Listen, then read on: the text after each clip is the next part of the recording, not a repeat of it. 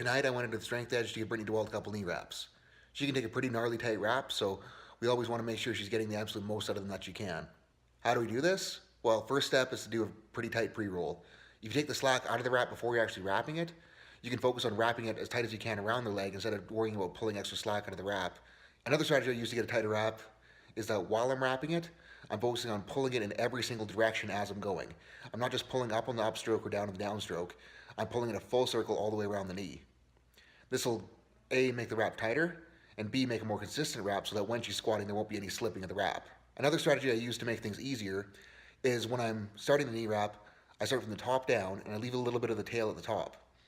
This way, when I work my way back up, I can tie it off with that tail, making the tying and untying process a lot easier, and there's less risk of losing the wrap when you go to tie it. When I'm wrapping on my way down, I start from just above the kneecap and cover all the way down to just below. On the way back up, I'll make sure that every time I wrap, I'm getting some material behind the knee. More material behind the knee, the more there is to bind up and the more she'll get out of the wraps. If there's some material left over when I get back to the top, I'll do a couple more revolutions into crisscross, getting even more behind the knee. So those are some tips I use while wrapping knees. Make sure you remember that the tighter the wrap, the more you can squat.